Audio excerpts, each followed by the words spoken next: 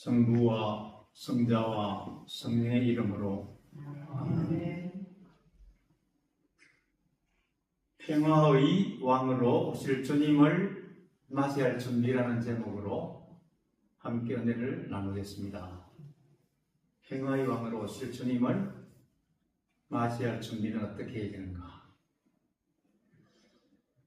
우리 모두 광야의 외침을 귀 기울여 듣고 주님께서 평화의 왕으로 다시 오실 때 부끄러움 없이 주님을 맞이할 수 있도록 기도합니다. 성탄절 전 4주일은 다시 오실 주님을 기다리며 준비하는 주간입니다.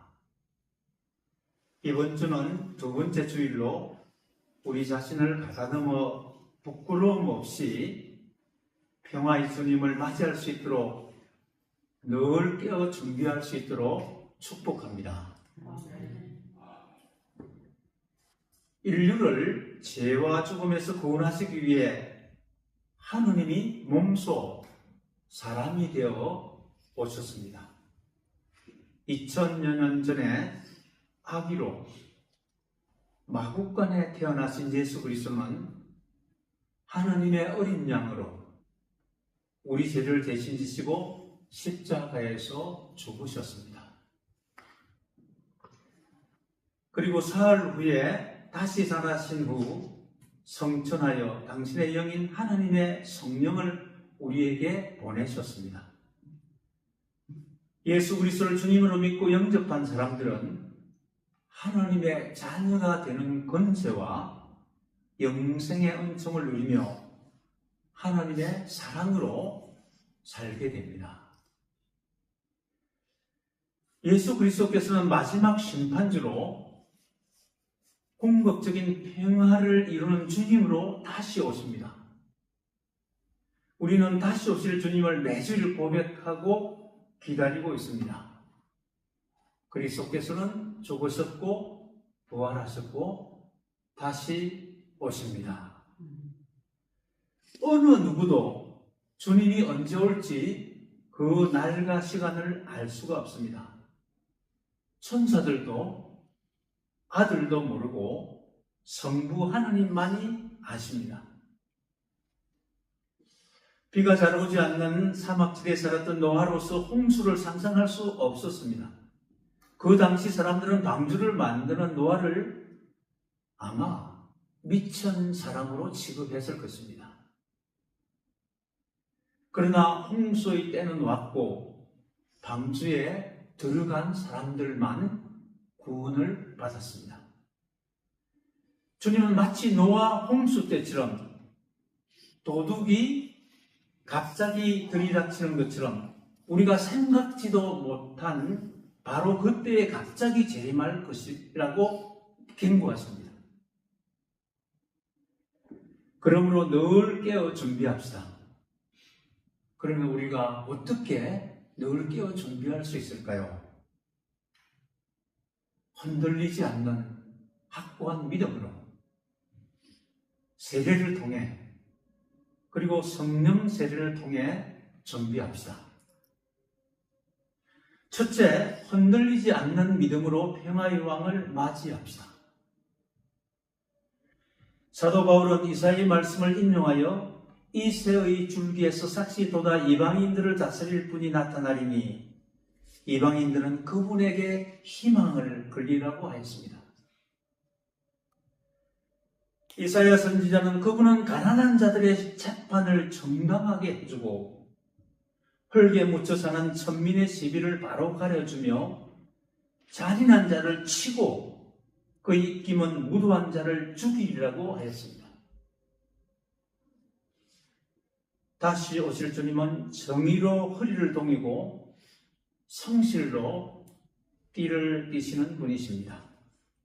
불의와 거짓과 억누르고 탈취하는 자를 심판하고 올바르고 선한 이들의 눈물을 못 본 채 하시는 분이십니다. 늑대가 새끼 양과 어울리고 표범이 숫염소와 함께 뒹굴며 새끼 사자와 송아지가 어울려 함께 풀을 뜯으며 어린아이가 그들을 몰고 다니는 새 세상이 도래할 것을 선포합니다. 남은 어디를 가나 서로 해치거나 죽이는 일이 다시는 없으며 주께서 다시 손을 드시어 거의 남은 백성을 되찾아오리라고 약속까지 하십니다. 바울 사도는 이 약속을 희망으로 마음에 두고 믿고 살 때 주님께서는 온갖 즐거움과 평화를 가득히 안겨주시고 성령의 힘으로 희망이 넘쳐흐르게 해주실 것이라고 약속합니다. 이 말씀을 굳게 믿고 이 말씀에 희망을 두시고 사시기를 바랍니다.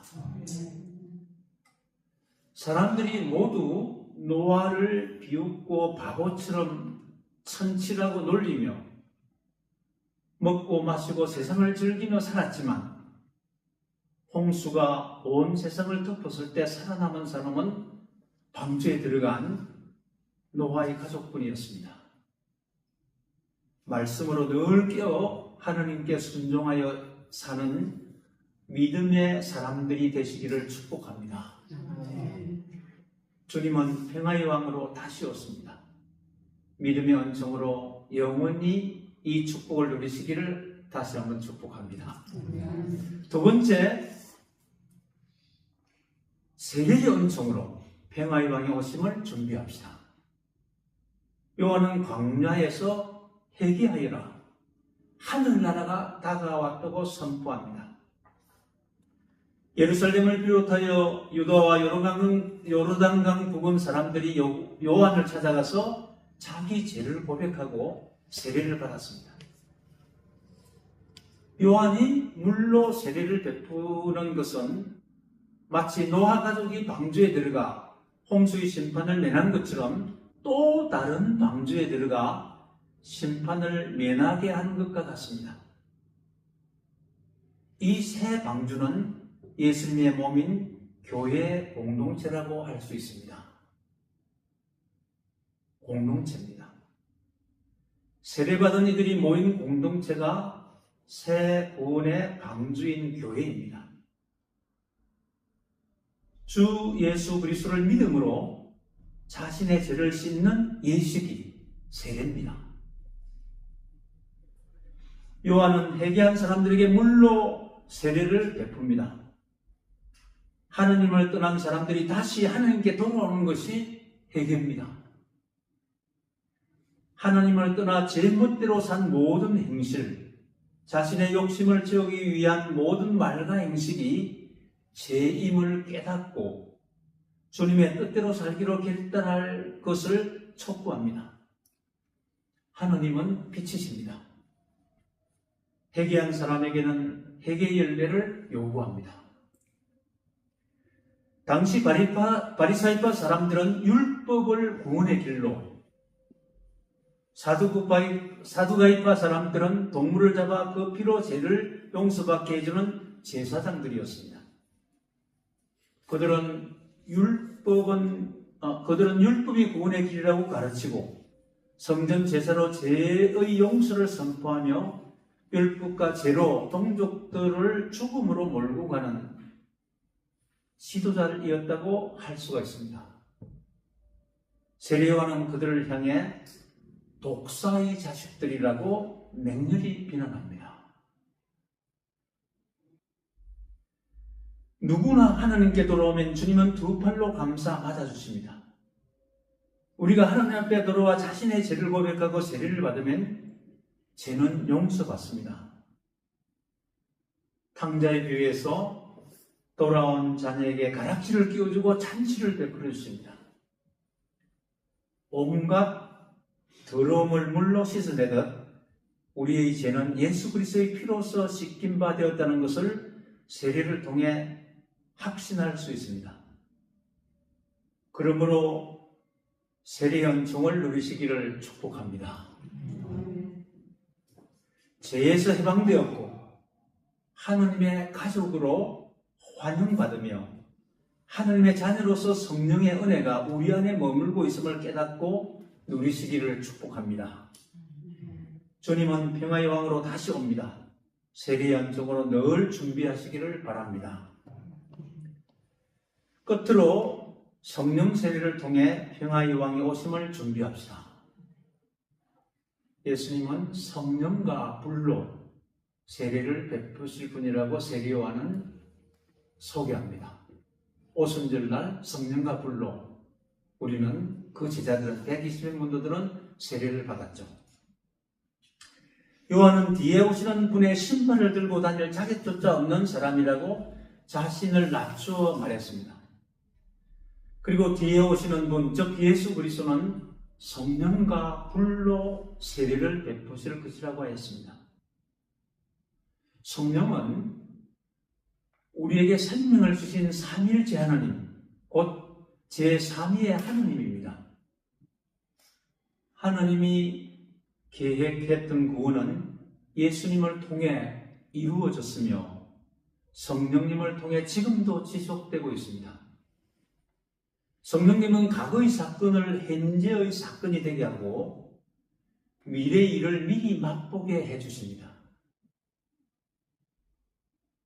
다가올 죽음 후에 누릴 천국을 미리 지금 맛보게 해주시는 분이 성령 하나님입니다. 성령님은 우리가 말씀을 받아들일 때 그 말씀이 자신에게 일어나는 사건이 되도록 해주십니다. 그러므로 살아계신 주님을 경험하는 실제 일은 성령님을 통해서 일어납니다. 아기로 이 땅에 오신 예수님은 인류에게 구원의 길을 보여줬습니다. 그러나 왕 중에 왕으로 재림하시는 예수님은 손에 키를 들고 타작마당의 곡식을 깨끗이 가려 알곡을 모아 곳간에 죽정이는 끝이 나는 불에 태우시는 분입니다. 또한 좋은 열매를 맺지 않는 나무는 다 지켜 불 속에 던져질 것입니다. 이 심판의 소식은 두렵고 떨리지만 한편으로는 하나님의 공의를 보여주는 것입니다. 사랑의 하나님은 공의의 심판주로 사랑을 완성하십니다. 우리는 두려움 없이 몸을 일으켜 두 팔로 다시 오실 공의의 주님을 환호하며 맞을 것입니다. 우리의 힘만으로는 이 심판을 면할 수 없습니다. 제 아무리 도덕적으로 잘 산다 하더라도 하나님의 온전한 잣대를 만족시킬 수 없습니다. 미워하는 것이 주님은 살인이라고 잣대를 댑니다. 오직 하나님의 도우심으로만 하나님의 심판을 피할 수 있습니다. 예수님께서는 우리를 도울 분으로 제2의 또 다른 보혜사 예수님 외에 성령님을 보내주셨습니다. 성령님은 하나님의 말씀을 깨닫게 해주시고 하나님의 말씀대로 살고자 하는 열망을 주시고 하나님의 말씀대로 살아낼 수 있는 힘을 우리에게 부어주십니다.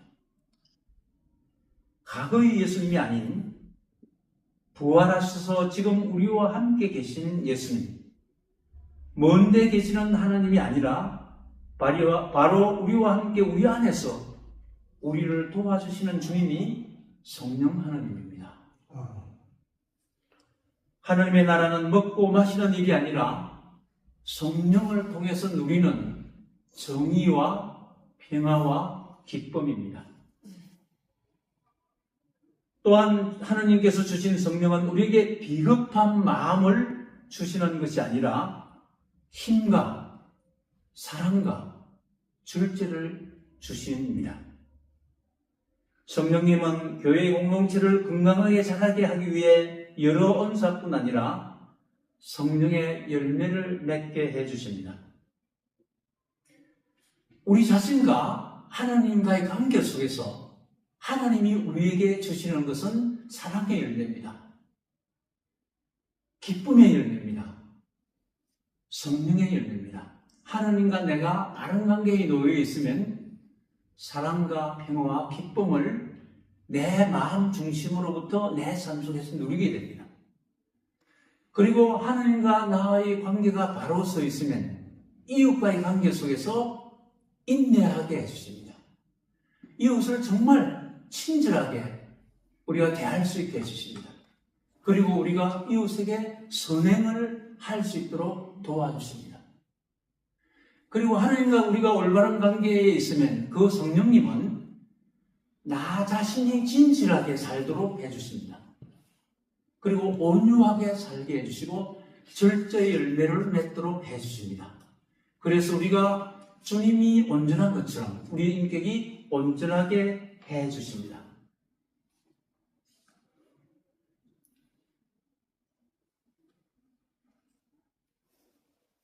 예수님께서 오신 이후 우리는 은총의 시대에 살고 있습니다. 그리스도께서는 다시 오십니다. 평화의 왕으로. 심판주로 다시 오실 주님을 맞이할 준비를 합시다. 어떻게요? 흔들리지 않는 믿음으로, 세례의 은총으로 준비합시다. 성령 세례를 통해 성령 하나님과 동행함으로 준비합시다. 여러분 각자가 우리 하나님 아버지의 칭찬과 상을 받으시는 하나님의 자녀로 살아가시기를 다시 한번 축복합니다. 성부와 성자와 성령의 이름으로